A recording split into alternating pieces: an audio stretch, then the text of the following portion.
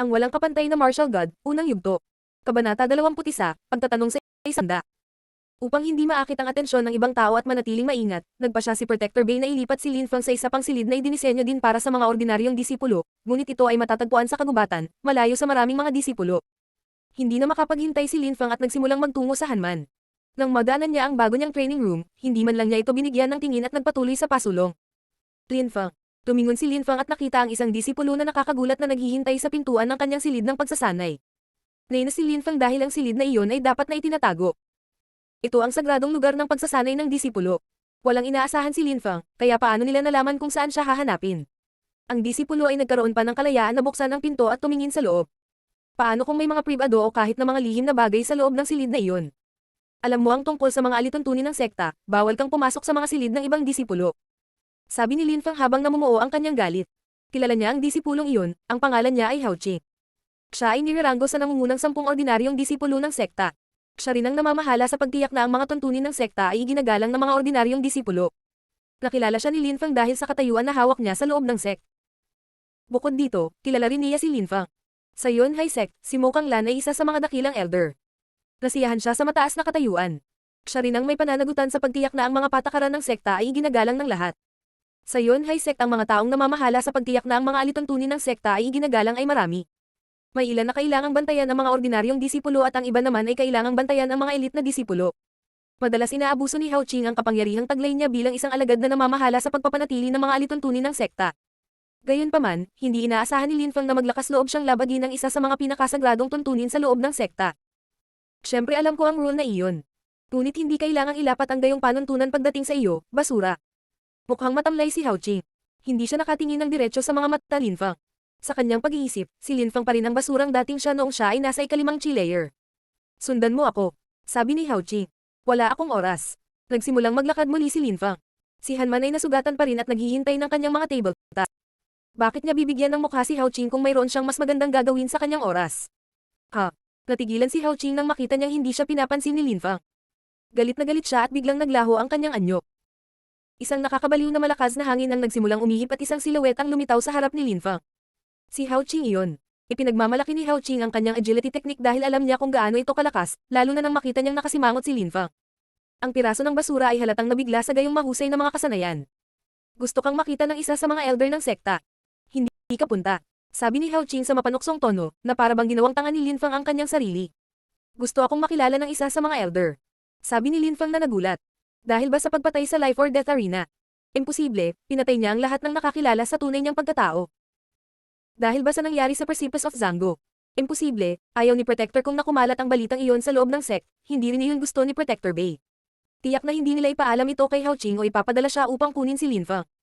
Alam din nilang magkakaroon siya ng negosyo kay Hanman. Ang isa sa mga elder ay nakakagulat na gustong makipagkita kay Lin Feng at walang dahilan para tumanggi.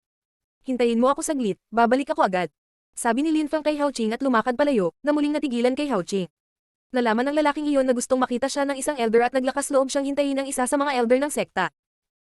Galit na galit si Hao Qing ngunit naalala niya na kailangan pang harapin ni Lin Feng ang realidad mamaya, kaya sandali na lang. Pumunta si Lin Feng sa kwarto ni Hanman nang mabilis hanggat kaya niya at binigyan niya ito ng 3 table tasks.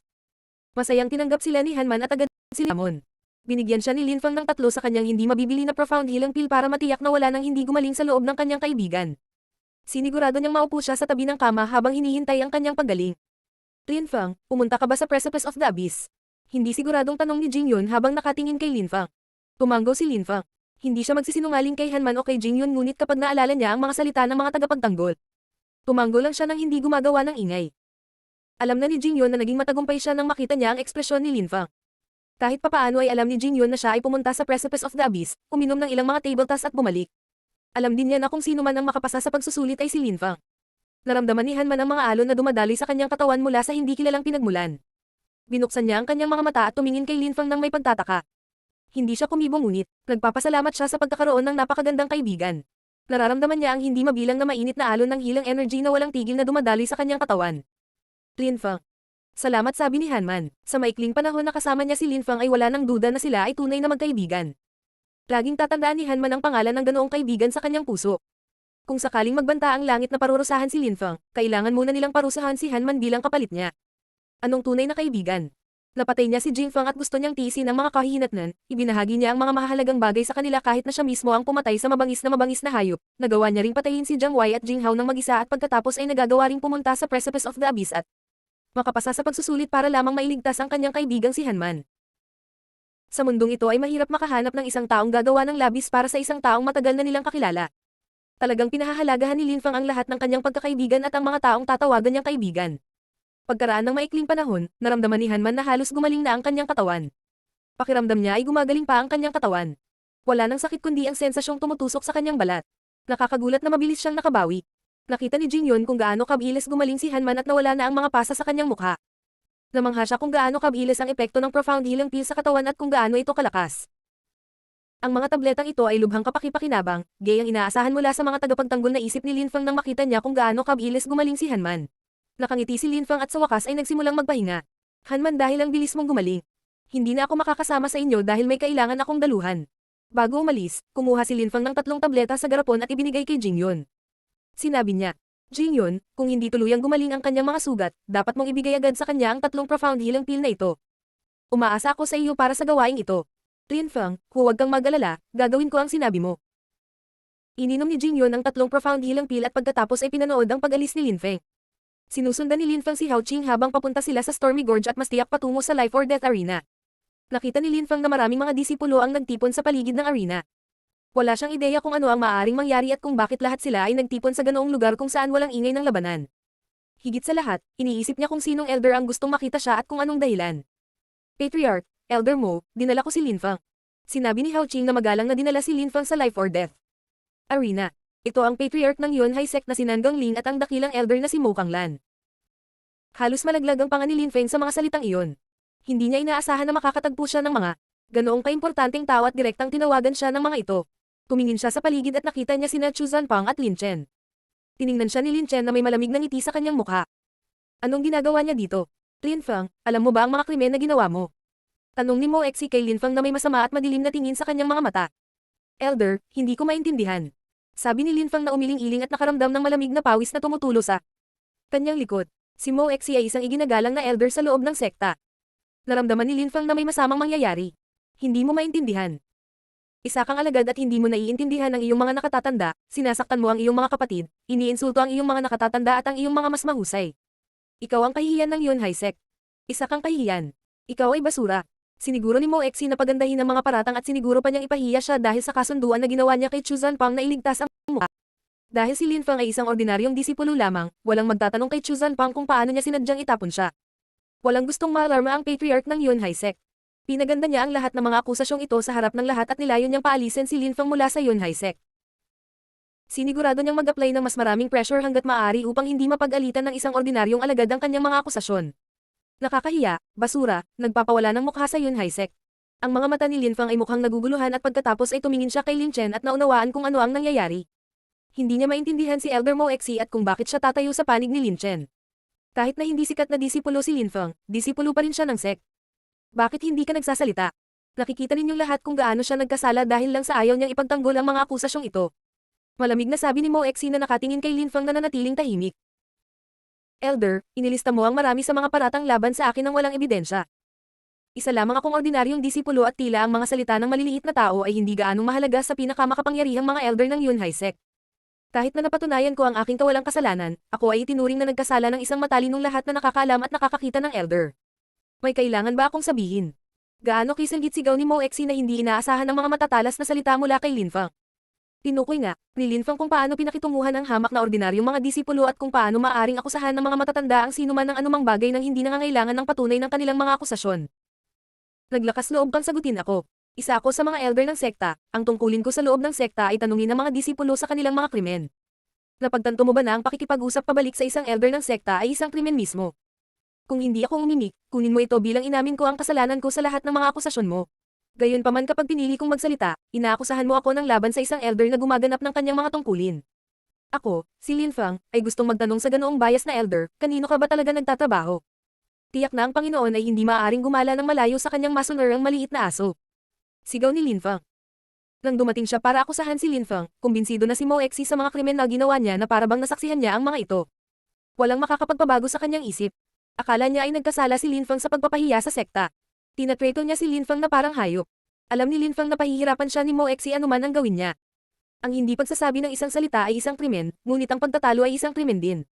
Bakit kailangan niyang pigilan ang kanyang mga kilos kung siya man ay may kasalanan? Sa harap ng buong pulutong, lahat ng miyembro ng sect, minamaliit ni Lin Feng, si Mo Exi at hindi man lang natakot. Ang walang kapantay na martial god, unang yugto. Kabanata 22, isang braso para sa isang braso. Matapang talaga ang lalaking iyon. Talagang naglakas loob siyang magsalita pabalik sa isang elder. Siya ay isang baliw na kumikilos ng walang ingat. Parang pagod na siyang mabuhay. Ang mga tao ay nag-uusap ng malakas na nakatingin sa mga mata na puno ng awa. Malinaw na hindi nila inaasahan na magiging matapang si Lin Feng para direktang harapin ng isang elder. Sa kontinente ng Siyam na Ulap, ito ay isang panahon ng malaking kasaganaan para sa sekta. Napakalakas ng sekta na halos matatawag na nito ang sarili bilang isang bansa. Maaari silang magdala ng alinman sa kapayapaan o pagkawasak saan man sila magpunta nang walang sinumang tumitingin. Sa loob ng sekta nagkaroon ng matinding kompetisyon para sa kapangyarihan. Ang mga ranggo sa hierarchy ay lubhang mahigpit. Una, mayroong mga ordinaryong disipulo at mga elite na disipulo na siyang mga pawnles sa loob ng sekta. Tapos may mga ordinary elders at grand elders. Ordinaryo ang pinakamababang ranggo ito man ay isang matanda o isang alagad. Bawat isa ay may kanya-kanyang bahagi na gagampanan sa loob ng sekta at walang sumalungat sa hierarchy. Si Lin Feng ay isang ordinaryong disipulo at iyon lang. Sa pagitan niya at ni Mo Exi, ang pagkakaiba sa katayuan. Sa loob ng hierarchy ng sekta ay napakalaki. Kung gusto ni Mo Exi na mabuhay si Lin Feng, mabubuhay siya. Kung gusto ni Mo Exi na mamatay si Lin Feng, mamamatay siya.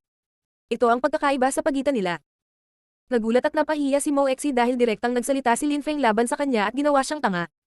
Hao Qing, isang krimen ba ang pagsalungat sa elder ng isang sekta? Sabi ni Mo Exi habang matindi siyang nakatitig kay Lin Feng at hindi gumagalaw.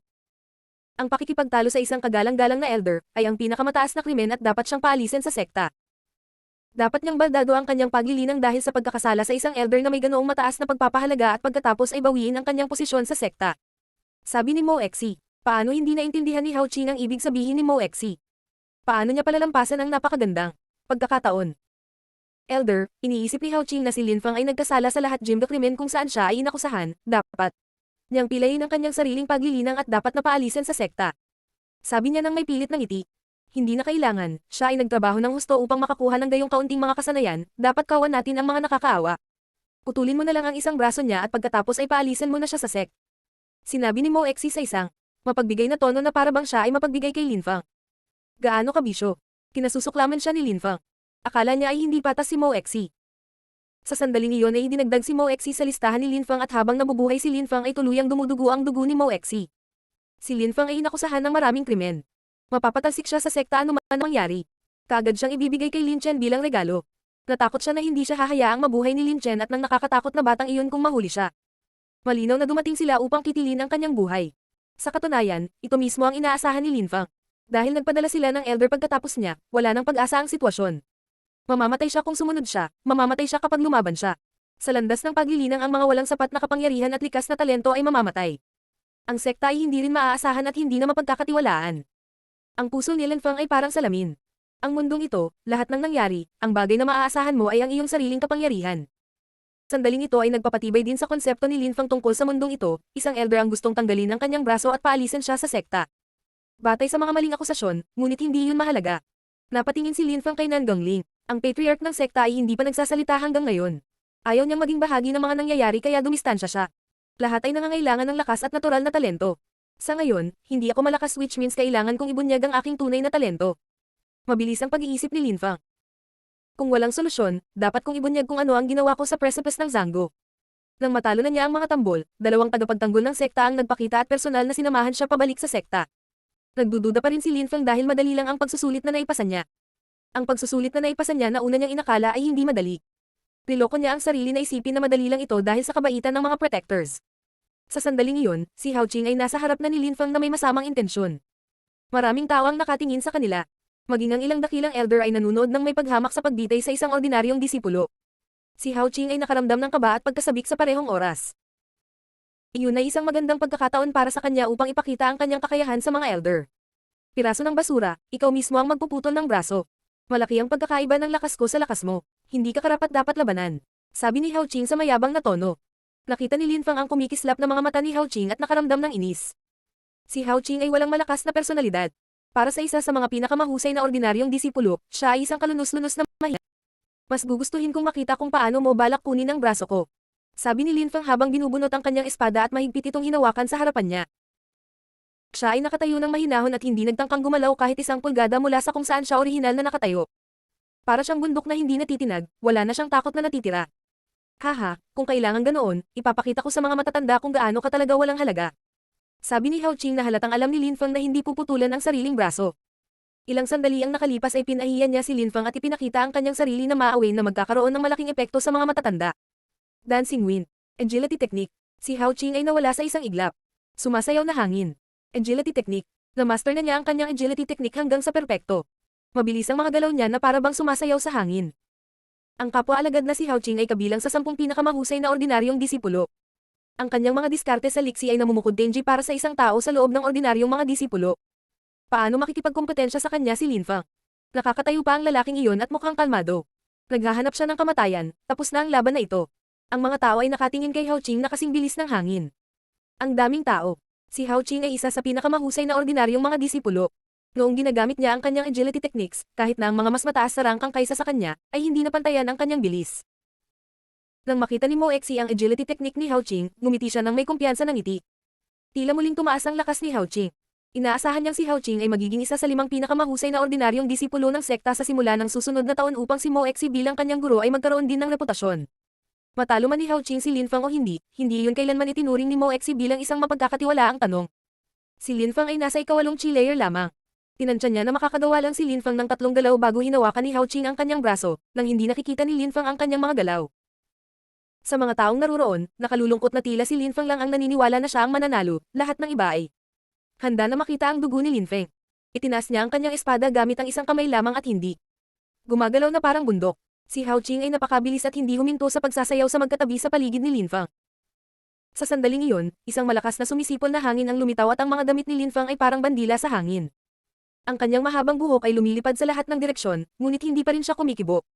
Biglang naglaho muli ang silhouette ni Hao Qing. Katapusan na, ang mga diskarte ng kapwa-alagad na si Hao Qing ay napakahusay para sa mga elite na disipulo. Hindi pa talaga nagsisimula ang labanan ay nagkakakonklusyon na ang mga tao. Nakita lang ng lahat na nakapikit si Linfang. Siya ay nakakaramdam ng kalmado at ang kanyang mga damit ay tinatangay pa rin ng hanging nilikha mula sa pagsasayaw ni Hao Qing sa kanyang paligid. Panay ang kanyang paghinga at kalmado ang kanyang puso. Bigla siyang tumigil sa paghinga at itinoon na lamang ang lahat ng kanyang sentido sa kasalukuyang kinalalagyan ng kanyang kalaban. Biglang gumalaw ang espada ni Linfang. Ang kanyang espada ay sumasayaw sa hangin na parang kinokopya ang husay ni Hao Qing. Mukha siyang matikas at maliksi na may tanging kalmado lang sa mukha. Isang malakas na sigaw ang narinig mula sa itaas ng ulo ni Linfang.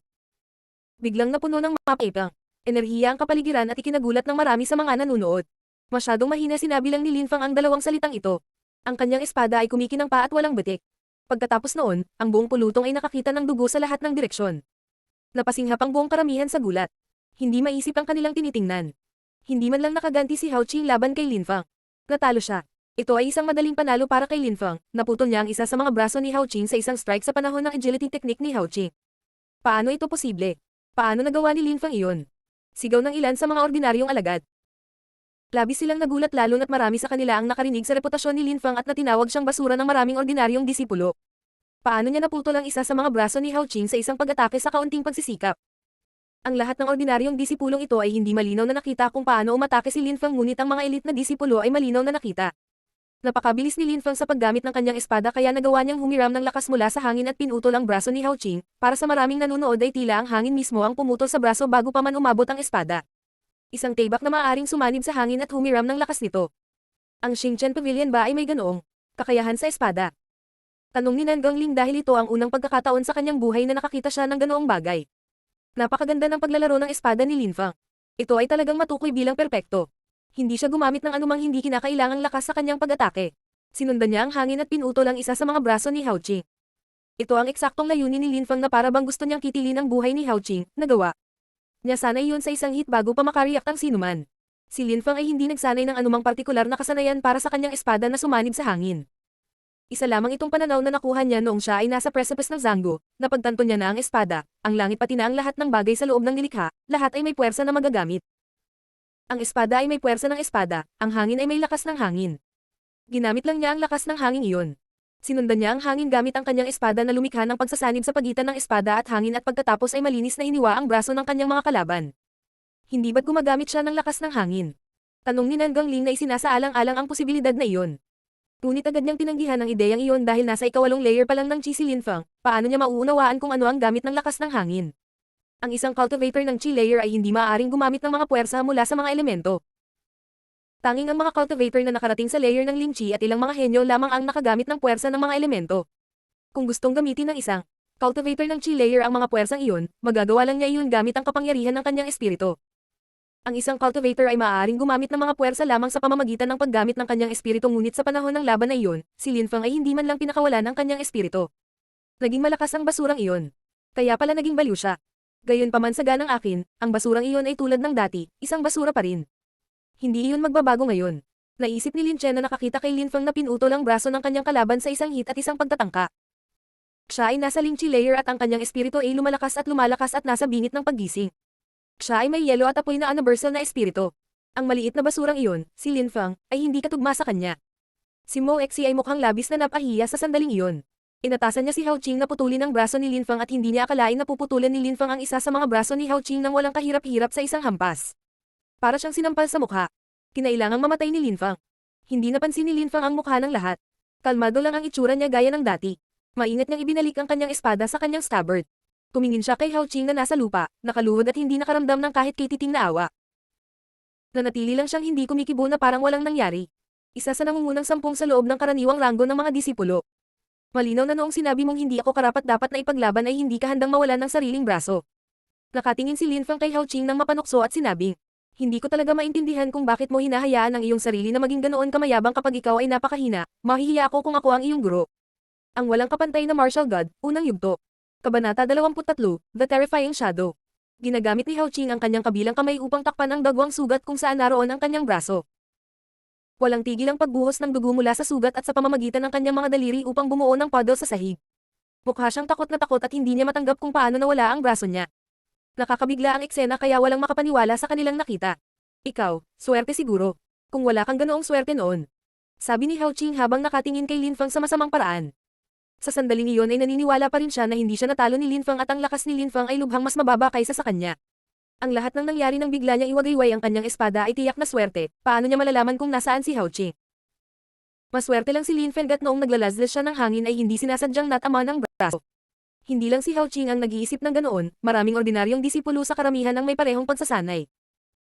Talagang hindi sila makapaniwala na nakita ni Linfang si Hao Qing na gumagalaw sa napakabilis na bilis at simpleng gumamit ng isang hampas upang tumpak na putulin ang kanyang braso. Talagang napakaswerte ko, mukhang nagulat si Linfang saglit at ngumiti at sumagot. Talagang swerte siya na nagkaroon ng pagkakataong ito na ibagsak si Hao Qing.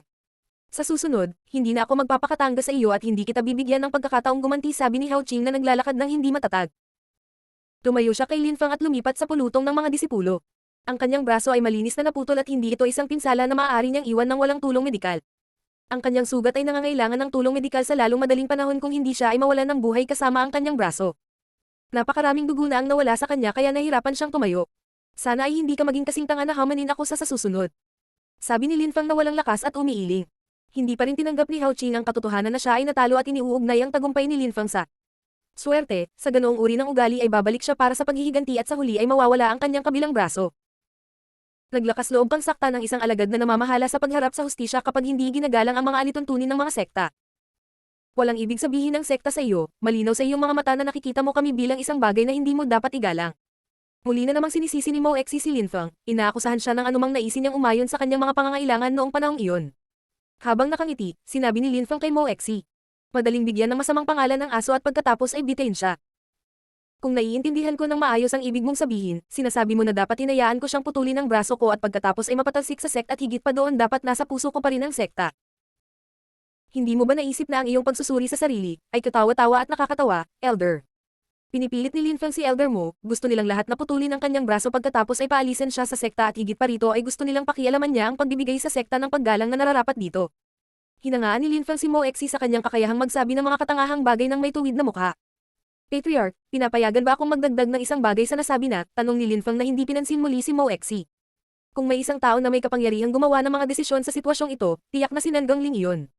May ekspresyon sa kanyang mukha si Nanggang Ling na nagpapakita na hindi niya maiwasang maging interesado sa batang disipulong ito. Talagang interesado siya kay Linfang at sa kanyang mga aksyon. Si Linfang ay hindi. Mapagmataas o masunurin, hindi mayabang o mapagpakumbaba. Si Lin Fang ay ganap na kalmado at kalmado kahit na sa isang tila nakapipinsalang posisyon.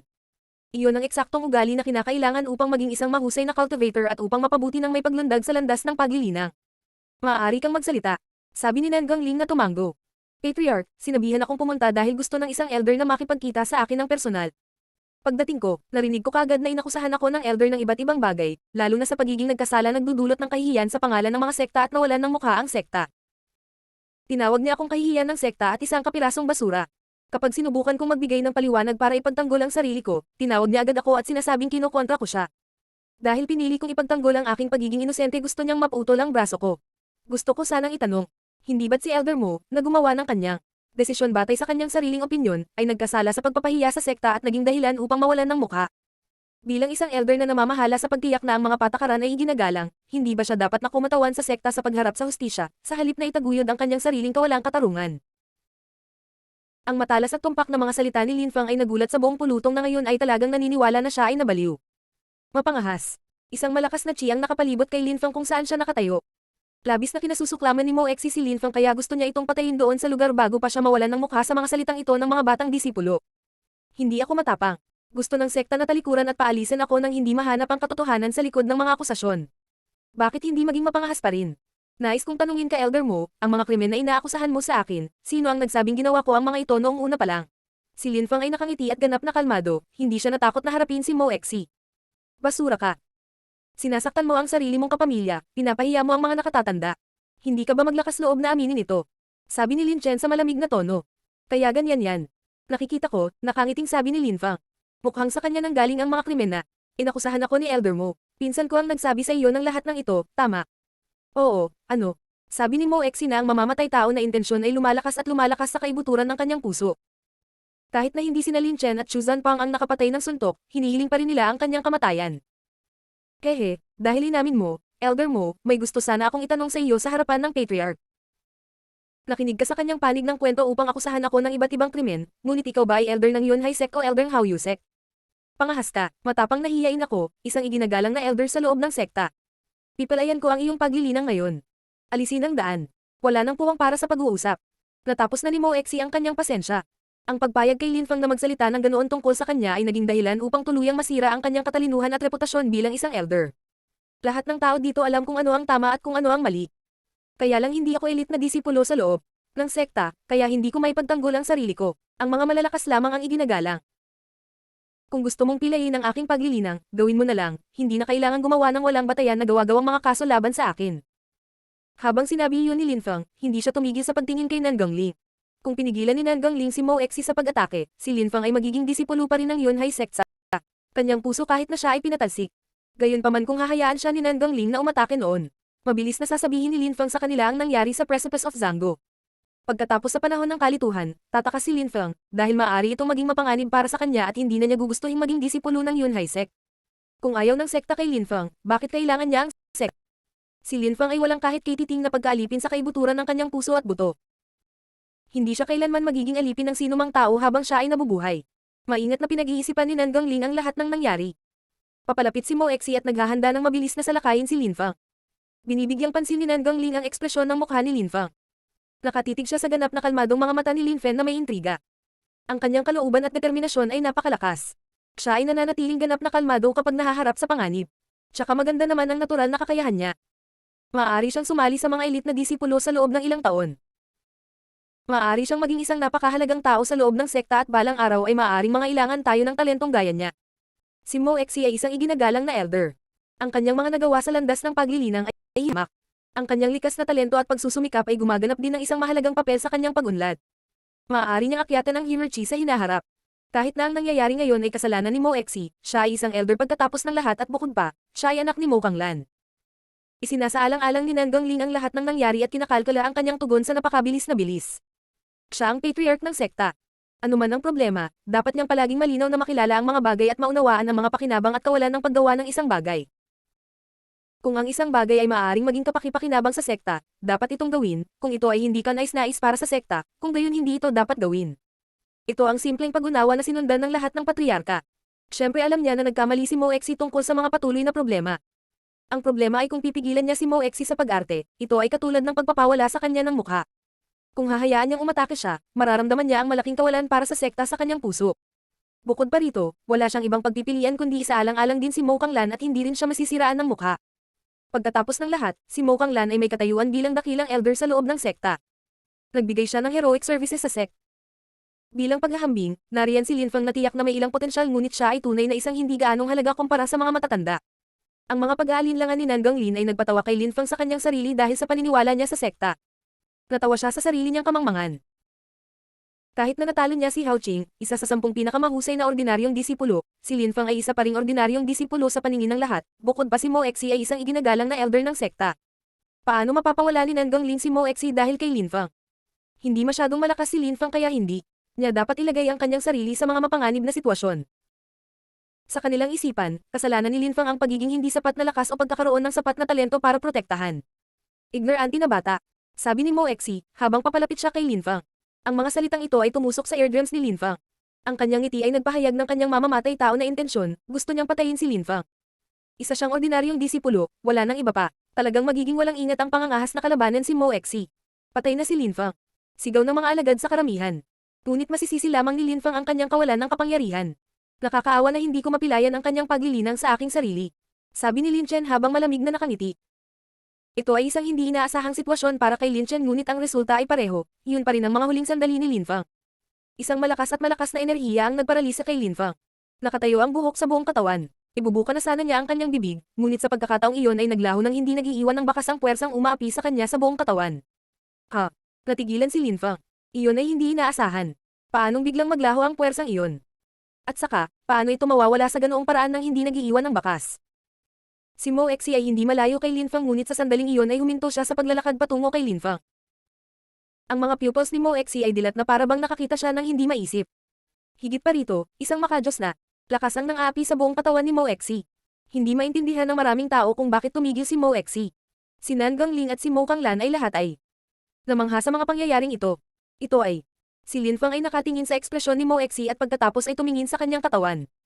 Si Lin Feng ay nabigla gaya ng iba at halos hindi makapaniwala sa kanyang nakikita. Hindi ako nagkakamali. Laking gulat ni Lin Feng na ang kanyang mga mata ay hindi na nakamulat kaysa sa sandaling iyon. Sa katawan ni Mo Exi, may anino na parang katawan ng tao. At saka, gumagalaw ang anino na iyon kahit na parang paralisado si Mo Exi. Ito ay isang anino. Kamukha talaga ng anino ng tao. Ang pinaka nakakatakot ay ang anino lang ang nakikita ni Lin Feng ngunit hindi niya makita kung kanino iyon. Hindi lang si Lin Feng ang nagbigay pansin, ang patriarch pati na ang lahat ay abnormal na nagulat at nakatingin sa anino na bumabalot sa katawan ni Mo Exi. Bumalik ka, mawala kang basura. Sabi ng isang boses na pumuno sa buong lugar. Tanging boses lang ang maririnig. Walang makakakita kung sino ang nagsabi nito, ngunit ang boses ay parang naglalaman ito ng napakalaking kapangyarihan na yumanig sa lahat hanggang sa kanilang kaibuturan. Ang boses na kanilang narinig ay nagpasimulang manginig sa takot ang maraming tao, marami ang gustong lumuhad.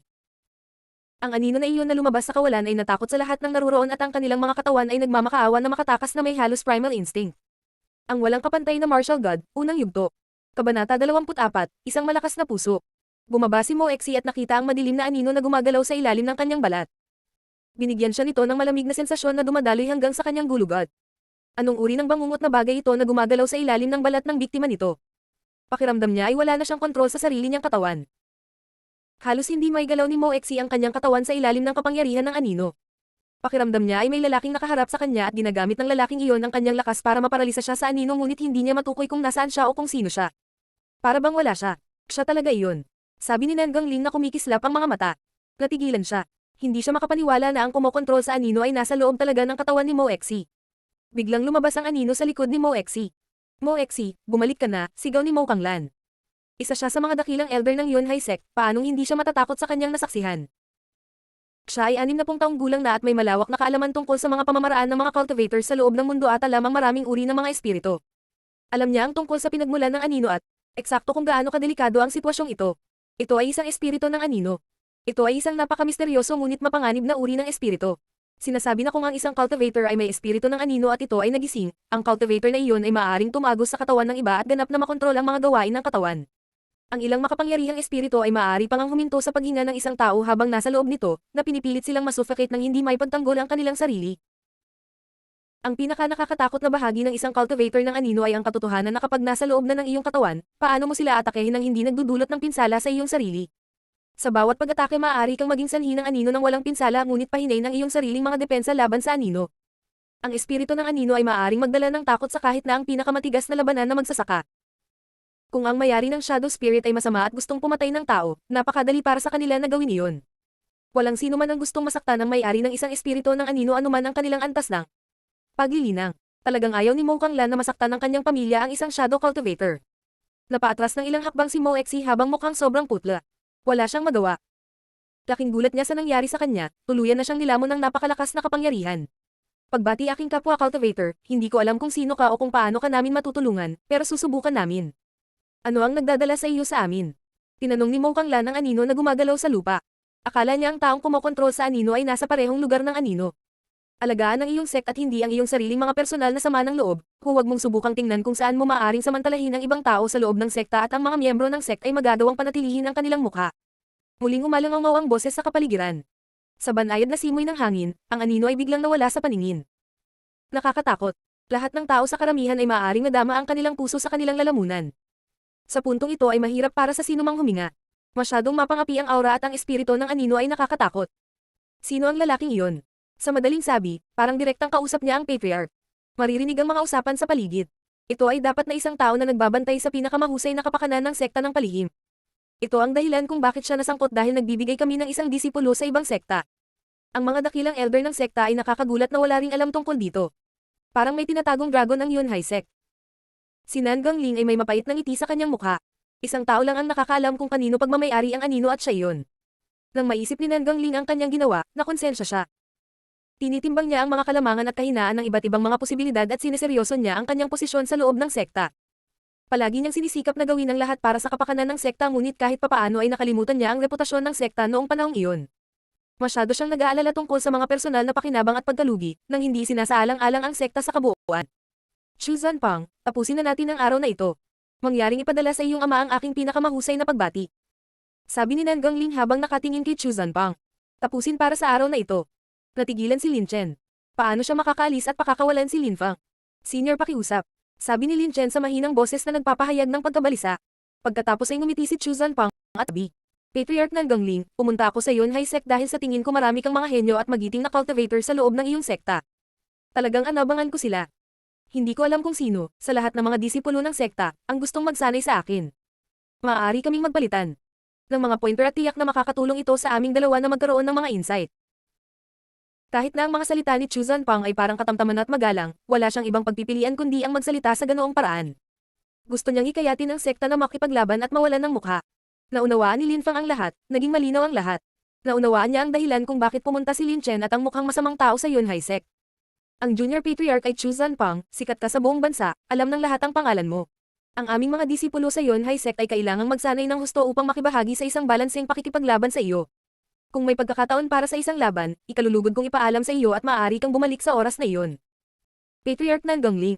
Lahat ba ng mga disipulo ng Hao Yu sect ay walang pakialam sa kanilang buhay? Parang gusto mong ulitin ko, sabi ni Nan Gangling sa sobrang malamig na tono. Gusto pa rin ni Chu Zanpang na pag-usapan ang bagay na ito. Binigyan na siya ni Nan Gangling ng dalawang pahiwatig na gusto niyang umalis silang dalawa. Ginawa niya ang lahat para hindi siya mawalan ng mukha. Marahil si Chu Zanpang ay may likas na kakayahan, siya ay labis na ipinagmamalaki at ginagawang nawalan ng mukha ang patriarch ng Yunhai sect. Ang Hao Yu sect ay mas malakas kaysa sa Yunhai sect ngunit si Nan Gangling ay mas matanda at mas malakas kaysa kay Chu Zanpang. Maglalakas loob ba siyang gawin ang patriarch sa loob ng kanilang sariling teritoryo? Tila sobrang tensyonado si Chu Zanpang habang pinipilit niya ang mga salita mula sa kanyang bibig at sinabi, habang nakangiti. Sige, aalis na ako. Lumipad palayo ang kanyang rock spirit na lumilikha ng malabagyo na hangin sa likod. Hawak ni Chu Zanpang si Lin Chen habang pareho silang nakasakay sa flying rock spirit. Napakalakas ng parang bagyong hangin na nilikha ng rock spirit kaya maraming tao ang natamba. Nataranta ang lahat sa nangyari kanina. Ako, si Chu Zanpang, ay tatandaan ito. Ang maalamat na ibon ay lumipad ng mataas sa kalangitan. Ang mga bumagsak ay bumangon muli. Lahat ng tao sa karamihan ay nakadama ng panlulumo. Minamaliit sila ni Chu Zanpang at ang kanilang sekta. Lin Fang, sa taunang pagpupulong, papatayin kita. Maliban kung plano mong magtago sa likod ng Yunhai sect magpakailanman. Sabi ni Lin Chen. Tumingin si Lin Fang sa lumilipad na bato. Mayroon siyang malamig na ngiti sa kaibuturan ng kanyang puso. Kailangan ba niyang magtago sa Yunhai sect? Tumingin si Nan Gangling sa mga taong nasa lupa. Siya ay nawalan ng mukha ngunit si Chu Zanpang ay masyadong mayabang at walang sino man sa sekta ang maaaring harapin siya ng hayagan. Sa loob ng 5 taon, umaasa ako na mayroong isang tao sa Yunhai sect na umabot sa parehong antas sa landas ng paglilinang bilang Chu Zanpang. Sabi ni Nan Gongling. Kahit na si Chu Zanpang ay isa sa mga opisyal sa loob ng Zuyu Country, hindi iyon naging dahilan ng kanyang pagmamataas. Hindi alam ng Yunhai sect kung gaano kalakas ang iba pang matataas na opisyal ng bansa, ngunit alam nila ang hindi kapani-paniwalang malakas na paglilinang ng Chu Zanpang. Tapusin na natin ngayon. Lahat, bumalik ngayon. Kumaway si Nan Gongling at sinabihan ng mga tao na maghiwa-hiwalay at ipagpatuloy ang pagsasanay. Hindi gumagalaw si Mo Exi. Nakatingin siya kay Lin Feng na may purong puot na pumupuno sa kanyang mga mata. Siyempre, maaalala ni Lin Feng si Elder Mo at maghihiganti. Sabi ko tapos na tayo ngayon. Malakas na sigaw ni Nan Gongling kay Mo Exi na nakatitig pa rin kay Lin Feng. Ang kanyang boses ay nagpang-inag kay Mo Exi. Pagkatapos ay umalis siya at sinundan si Nan Gongling. Kailangan kong mag-ingat at bigyang pansin ang lalaking iyon mula ngayon. Sabi ni Lin Feng sa kanyang sarili. Napakahina niya sa sandaling ito. Mahaba pa ang kanyang lalakbayin hanggang sa maabot niya ang antas ni Mo Exi sa landas ng paglilinang. Aalis na sana si Lin Feng ngunit may narinig siyang boses. Kung gusto mong respetuhin ka ng mga tao, wala kang pagpipilian kundi maging malakas at makapangyarihan. Kung hindi, mapapahiya ka at kahit mamatay ka, walang pakialam. Huminto si Lin Feng. Ito ang mga salita ni Nan Gongling. Narinig sila ni Lin Feng at isinasapuso sila. Siyempre, alam ko. Sabi ni Lin Feng at nakaramdam ng init sa kanyang puso na nagpangiti sa kanyang mga iniisip. Si Lin Feng ay patungo na upang maging mas malakas. Si Lin Feng ay nakaupo na nakakross ang paa sa mga bundok, sa isang kuweba, nagmumuni-muni. Ang chi ng langit at lupa ay naging puting liwanag na lumubog sa katawan ni Lin Feng at pinalalakas ang kanyang mga buto habang ginagawang mas nababanat ang kanyang laman. Paglilinang at pagsasanay. Si Lin Feng ay nagsasanay ng husto na kitang-kita mo ang kanyang lakas na tumataas ng paunti-unti. Ang chi ng langit at lupa ay nilinis ang kanyang dugo at pinalakas ang kanyang buong katawan. Ang chi na iyon ay nalunod sa kanyang katawan at ganap na hinigop ng hindi nag-aksaya ng kahit kititing na halaga. Lumalakas siya sa bawat sandali na lumilipas. Chi layer, ito ang unang antas ng paglilinang. Ang isang cultivator ay mayroon lamang mga pangunahing kaalaman sa antas na iyon. Medyo pinalakas lang nito ang iyong basic chi. Ang pagiging mas malakas ay posible lamang sa pamamagitan ng paglinang ng higit sa sinuman at pagsasanay ng mas mahirap kaysa sa iba. Sabik si Lin Feng na pagbutihin ang kanyang lakas. Kailangan niyang maging mas malakas kaysa sinuman.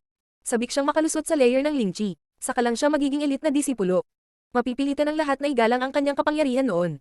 Kung nagawa niyang makapasok sa layer ng Ling Chi, madyay gising ang kanyang espiritu. Sa kanyang espiritu at kanyang karunungan, siya ay magiging isang nakakatakot na kalaban. Eksakto tulad ni Chu Zanpang at Lin Chen na ang mga espiritu ay nagising. Si Chu Zanpang ay maaaring lumipad ng mataas sa kalangitan at magpasa ng mga tao sa likod ng kanyang espiritu. Makontrol ni Lin Chen ang yelo at apoy sa pamamagitan ng paggamit ng kanyang universal na espiritu. Nagtiwala si Lin Feng na kung tumaas ang kanyang lakas at kapangyarihan, madyay gising ang kanyang espiritu at sa kanyang espiritu ay madaragdagan niya ang kanyang lakas ng maraming beses. Sa makatuwid, kapag ganap na gumaling si Hanman mula sa kanyang mga pinsala, pupunta si Lin Feng sa pagsasanay sa closed door sa loob ng isa sa 8 bundok at maglilinang na umaasang makakalusot sa Ling Chi layer sa lalong madaling panahon. Naiintindihan niya na kailangan niyang dagdagan ang kanyang lakas kung hindi ay hindi siya igagalang sa mundong ito. Ang walang kapantay na martial god, unang yugto. Kabanata 25, ang kapangyarihan sa loob ng Ling Chi layer. Pagkaraan ng 10 araw, ang chi ni Lin Feng ay naging mas malakas.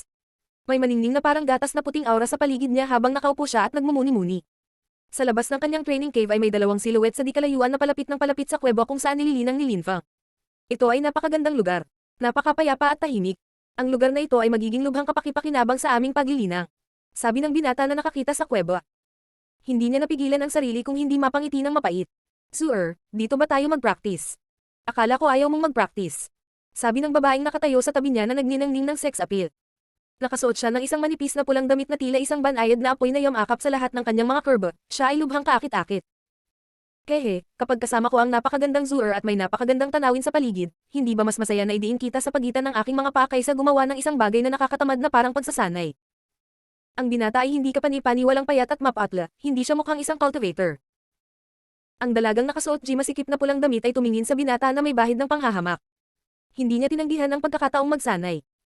Ang mga cultivator ay nangangailangan ng napakalaking halaga ng pera kapag nagsasanay dahil para magkaroon ng akses sa mga aromas at malalim na mga tabletop na may mataas na kalidad, mangangailangan ito ng napakalaking halaga ng pera. Kung ikaw ay pinanganak mula sa isang ordinaryong pamilya at hindi ng ahas na manghuli at pumatay ng ilang mabangis na hayop, imposible para sa iyo na makatanggap ng tulong ng gayong mga kayamanan. Ang batang babae na nakasuot ng masikip na pulang damit ay makikita sa isang sulyap na walang gaanong talento at ang kanyang pamilya ay malamang na mga karaniwang tao o napakababa ng katayuan. Dahil gusto niyang mabilis na mapabuti ang tagpi ng paglilinang, nananatili siya kasama ang payat na binata, gaano man ito hindi kasiya siya. Si Luffy ay 18 taong gulang at umabot na sa ika-9 na layer ng chi. Maaari niyang hiramin ang mga puwersa mula sa mga elemento at likas na may talento. Ang kanyang katayuan ay sinigurado rin ng kanyang kapatid na si Luliang, na isang elit na disipulo ng sekta. Sa makatuwid, ang batang babae, si Zuhuan ay magkakaroon ng sexual na relasyon kay Luffy upang makakuha siya ng ilang malalalim na table task para sa pagsasanay at sa parehong oras ay magtamasa ng mga kasiyahang laman. Pagpasok nila sa kuweba, nakita nila si Linfang na nakaupo sa isang meditative position at naglilinang. Nagkatinginan sila na may pagtataka. Hindi nila akalain na ang kuwebang ito na malayo sa paningin ng iba ay inookupahan para sa pagsasanay. Mukhang kailangan nating maghanap ng ibang lugar. Nanghihinayang sabi ni Zuhuan. Maghanap ng ibang lugar? Bakit? Masasabi kong nasa ika-8 chi layer siya. Papuntahin ko siya sa ibang lugar. Para magsanay. Sabi ni Luffy na umiling. Hindi magandang istorbohin ang iba sa pagsasanay, magalang na sabi ni Zuhuan na nakangiti. Chill ka lang, mababa ang lakas ng lalaking iyon, mahina. Maghintay ka rito, puputulin ko ang kanyang pagilinang dahil sa pagkasira ng mode bago ko siya paalisin dito. Sabi ni Luffy na may masamang ngiti sa kanyang mukha. May ilang malalakas na cultivator na aatake sa mahihinang cultivator na nagsasanay sa mga kuweba ng walang ibang dahilan kundi magdulot sa kanila ng kaunting pangangati. Ito ay isang mapanganib na bagay na gawin, dahil kung ang mahihinang mga cultivator na ito ay magiging malakas, sila ay maghihiganti, kaya kahit ilang malupit na cultivator ay hindi nang ahas at gawin ito. Ang mga gagawa pa rin ng mga ganitong uri ng pag-atake ay malupit na pipigilan ang pagilinang ng kalaban upang matigil ang anumang pagkakataon ng paghihiganti. Kaya humadjadjak si Zuhuan at tumanggol lang ng walang sinasabi. Pumayag siya dahil kakaunti ang mga taong nagpupunta sa mga kuweba at ang isang kuweba ay talagang magandang lugar para magsanay. Ang mga malalakas lamang ang maaaring gumamit ng mga benepisyong iyon.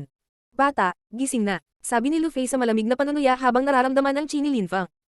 Binuksan ni Linfang ang kanyang mga mata. Nagkaroon ng isang hindi kapani-paniwalang malamig na layunin ng pagpatay na pumuno sa kuweba. Siya ay ginaisang nina Luffy at Zuhuan nang sila ay pumasok sa kuweba, ngunit siya naisip nilang aalis nang hindi inaabala ang kanyang pagsasanay. Parang medyo simplistic ang mga iniisip niya, mas malala pa sa naiisip niya ang intensyon ng mga taong ito. Narinig niyang nag-uusap sila kung ano ang kanilang intensyon. Gusto mo akong paalisan at pilayin ang aking pagilinang? Malamig na tanong ni Linfang. Kung narinig mo ang sinabi ko, pagkatapos ay kumilos ka at pilayin mo ang iyong pagilinang, kung gagawin mo ito sa iyong sarili ay hindi gaanong masakit. Sabi ni Luffy. Napakagaling. Sabi ni Linfang na tumatango. Tumayo siya kaagad pagkatapos at dahan-dahang naglakad patungo kay Luffy. Hindi mo pa napilayan ang iyong sariling paglilinang at sa tingin mo ay makakaalis ka na lang, sabi ni Luffy na malamig nang umiti kay Linfang na aalis na sana. Nasabi ko na ba na balak kong umalis? Sabi ni Linfang na may mapanuksong ekspresyon sa kanyang mukha. Bigla siyang nakatatak sa lupa na nagpayanag sa buong kuweba. Pagkatapos, lumipad palabas ng kuweba si Linfang sa hindi kapani-paniwalang bilis diretso kay Luffy. Ha? Kumunat ang noo ni Luffy. Dahil bigla niyang nakita ang kamao na lumilipad patungo sa kanya. BOOM. Ang naputol ang braso ni Luffy at nakabitin ng maluwag sa kanyang balikat. Isang demonyong kamay ang lumitaw sa kanyang leeg at itinaas siya sa lupa. Gusto kong tanungin ka, paano mo sinadya na pilayin ang aking pagilinang? Tanong ni Linfang na nakatingin kay Luffy. Ang kanyang katawan ay naglalabas ng malamig at nakamamatay na chi. Mukhang namutla si Zuhuan, hindi niya akalain na magiging ganito kalakas si Linfang. Pasensya na, nagkamali ako, hindi ko alam na ganyan ka pala kalakas, maaari mo ba akong palayain, aalis na lang ako ng mapayapa. Hinawakan ni Luffy ang braso ni Linfang gamit ang kanyang kamay, sinusubukan niyang pakawalan si Linfang sa kanyang leeg. Nanginginig, ang boses niya at nahihirapan siyang huminga. Sa tingin mo ba sapat na ang pagsasabi na alam mong mali ka? Inakala ni Luffy na siya ang mas malakas na cultivator sa simula. Gusto niyang pilayin ang cultivation ni Linfang at pagkatapos ay pilitin siya mula sa training cave para makagawa siya ng immoral na gawain kasama ang dalaga. Sa pagkakataong iyon ay alam niyang hindi siya makakatakas, sinabi niyang alam niyang mali siya, sapat ba talaga ito? Masyadong madali iyon. Kung talagang mas mahina si Linfang kaysa kay Luffy, napilayan na ni Luffy ang kanyang cultivation. Kung gusto mong pilayin ang pagilinang ng ibang tao, dapat mong isaalang-alang na maaari rin nilang pilayin ang iyong pagilinang. Sinabi ni Linfang na sinuntok si Luffy dantian ng hindi kapani-paniwalang lakas, na naging dahilan upang bumaril siya sa himpapawid at bumagsak ng malakas sa lupa ilang metro ang layo. Pagkatapos ay tumingin si Linfang kay Zuhuan na nakatayo sa kabilang panig at sinigawan siya. Mawala. Medyo nanginginig si Zuhuan. Tumakbo siya palabas patungo kay Luffy at tinulungan itong lumabas ng kuweba kasama niya. Ang lakas ng loob mong pilayin ang aking cultivation, makontento lang ako sa iyong kamatayan. Sigaw ng boses sa labas ng kuweba. Hindi pinansin ni Linfang ang mga sigaw at nagpatuloy sa pagsasanay. Ngunit pagkatapos, hindi nagtagal, muli siyang nagambala. Bumalik sina Luffy at Huanzu at sa pagkakataong ito, may dala silang isa pang disipulo. Ang alagad na ito ay tila 19 na taong gulang. Medyo kahawig niya si Luffy ngunit ang mukha niya ay parang agila. Mas masama pa ang itsura niya kaysa kay Luffy. Bro, nabali ang braso ko ng bastos na iyon. Pinilayan din niya ang aking pagilinang. Pumunta ka at patayin mo siya para sa akin. Sabi ni Luffy habang ang kanyang mukha ay nabaluktot sa galit na parang demonyo. Huwag kang mag-alala, lulumpuhin ko ang kanyang pagilinang, babalihin ko ang kanyang mga braso at binti, na siyang magiging paghihiganti mo. Sabi ni Lulian habang nakatitig kay Linfang na nagbigay sa kanya ng pakiramdam na may isang mabangis na hayop na nakatingin sa kanya. Sige. Sabi ni Lu Fei habang tumatango. Kumunat ang noo ni Linfang. Kahit na hindi pa naipapakita ni Luliang ang kanyang chi, nararamdaman ni Linfang, sa pamamagitan ng pagtingin sa mga mata ni Luliang, na siya ay mas malakas kaysa kay Lu Fei, at mas malakas pa kaysa kay Jinghao na nasa ika-6 na ranggo sa mga ordinaryong disipulo. Naglakas loob mong pilayin ang paglilinang ng aking kapatid, ipapakita ko sa iyo kung gaano kalubha ang mga kahihinatnan. Sabi ni Lulian kay Linfang. Walang sinabi si Linfang at humakbang pasulong, biglang nagbago ang enerhiya sa kanyang buong katawan at naging napakalakas. Ang buong kapaligiran sa kanilang paligid ay nagsimulang mapuno ng napakalakas na alon ng enerhiya. Ginamit ni Linfang ang kanyang 9 heavy waves na nagpa-vibrate sa buong espasyo sa kanilang paligid. Nagsimulang umungol ang hangin sa kanilang paligid sa lakas na ibinubuga ng mga alon na ito. Si Linfang, na nasa ika-8 layer ng chi, ay maaaring gumamit ng kanyang 9 heavy waves upang patasin ang lakas ng kanyang mga strike at maaari silang maglabas ng lakas na lampas sa 9,000 jin. Maaari pa itong umabot ng 9,500 jin minsan. Ang bawat pag-atake niya ay magiging napakalakas. Sinadya mong itago ang iyong kakayahan bilang isang cultivator para puntiryahin ang mga mahihina at napilayan mo pa ang cultivation ng aking kapatid, ngunit hindi pa rin sapat ang iyong lakas upang labanan ako. Nang maramdaman ni Luliang ang kapangyarihan ni Linfang, naisip niya na siya ay nasa ika-9 na layer ng chi. Naisip niya na dahil iyon sa kamangmangan ng kanyang kapatid. Ang kanyang kapatid na lalaki ay nasiyahan sa presensya ng batang babae at nasaktan ng isang malakas na magsasaka habang siya ay nagsasanay. Isang sigaw ng dugo ang biglang sumambulat sa kapaligiran. Si Luliang ang sumigaw. Hindi ito parang tunog na kayang gawin ng isang tao. Ito ay parang anggol ng isang napakarahas na mabangis na hayop. Ginawang mga kuko ni Luliang ang kanyang kamay at ang kanyang ki ay nagiging malademonyong chi. Habang dumampi ang 9 heavy waves sa kuko, agad na umatras si Linfang at tumingin sa sarili niyang kamay, napunit ang kanyang balat at may dugo. Ang kanyang kamay sa sandaling iyon ay naging lubhang masakit. Ting chi layer sabi ni Linfang habang nakatingin kay Luliang. Magagawa na ni Linfang ang mga pag-atake sa lakas na 9,500 jin ngunit maaaring pigilan sila ni Luliang. Alam ni Linfang na nalampasan na ng kanyang kalaban ang orihinal na layer ng lakas ng chi. Sa wakas ay pinagsisisihan mo na ang ginawa mo ngayon, sayang. Huli na ang lahat. Mapanuksong sabi ni Luliang. Hindi niya itinanggi na naabot na niya ang layer ng Ling Chi. Talagang naabot niya ang antas ng lakas na ito ilang buwan bago.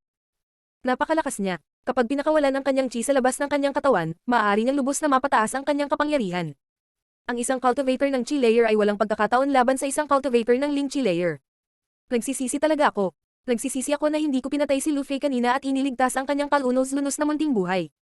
Sabi ni Linfang habang binubunot ang kanyang mahabang espada mula sa kanyang likod. Nagsimula siyang gumalaw ng napakabilis gamit ang kanyang Moonlight Feather Agility. Mas mabuti pang lumaban kaysa mamatay habang nakayuko. Ang mga dagandong ay nagsimulang kumalat sa buong kapaligiran ng bundok. Ang mahabang espada ni Linfang ay nagsimulang kumikinang na may nagninangning na liwanag at itinulak patungo kay Luliang, malapit na siyang saksakin. Hindi naiwasan ni Luliang ang pag-atake. Ang kanyang mga kuko na parang kawit ay agad na humarap sa espada at sinunggaban ito bago pa ito makasaksak sa kanyang katawan. Ang banggaan sa pagitan ng mahabang espada ni Linfang at ang mga kuko ni Luliang ay lumikha ng isang pagsabog ng kapangyarihan. Bahagyang itinulak sa tabi ang espada ni Linfang. Dumadagandong nakulog. Sigaw ni Linfang. Ang kanyang espada ay nagbuga ng isang sipol at pagkatapos ay isang dumadagandong na ingay. Nang dumampi ang mga kuko ni Luliang sa espada ni Linfang, naramdaman ni Luliang ang isang malakas at marahas na kapangyarihan na kahawig ng kapangyarihan ng isang bagyo. Whoosh, ang mahabang espada ni Linfang ay parang hangin. Ang tunog ng espada na kasama ng tunog ng dumadagandong nakulog ay labis na nakakatakot sa mga nanunood. Boom! Isang malakas na puwersa ang ibinuga. Biglang pinakawalan ni Luliang ang kanyang espiritu. Ito ay isang malakas na espiritu ng agila na kabilang sa kategorya ng mga espiritu ng hayop. Ang espiritu ng agila ay isang lubhang marahas at mabangis na espiritu. Ang rock spirit ni Chu Zanpang ay may higit na kadakilaan kaysa espiritu ng agila. Ang tunog ng agila ay narinig. Ang mga kuko ni Luliang ay kumikinang. Ang liwanag na kumikinang sa kanyang mga kuko ay naging isang bahid ng liwanag at binalot ang mahabang espada ni Linfang sa isang iglap.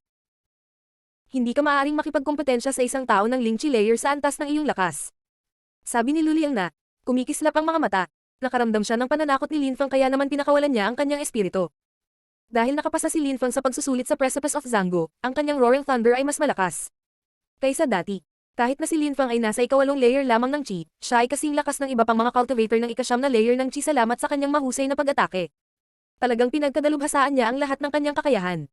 Ngunit nang ilabas ni Luliang ang kanyang espiritu ng agila, lalo siyang lumakas at nakaharang sa mga pag-atake ng espada ni Linfang gamit ang chi mula sa kanyang mga kuko. Ngunit maaari bang ang isang tao sa chi layer ay talagang hindi lalaban sa isang tao sa Ling Chi layer? Hindi yun inisip ni Linfang at tiyak na itataya niya ang kanyang buhay para malaman ito.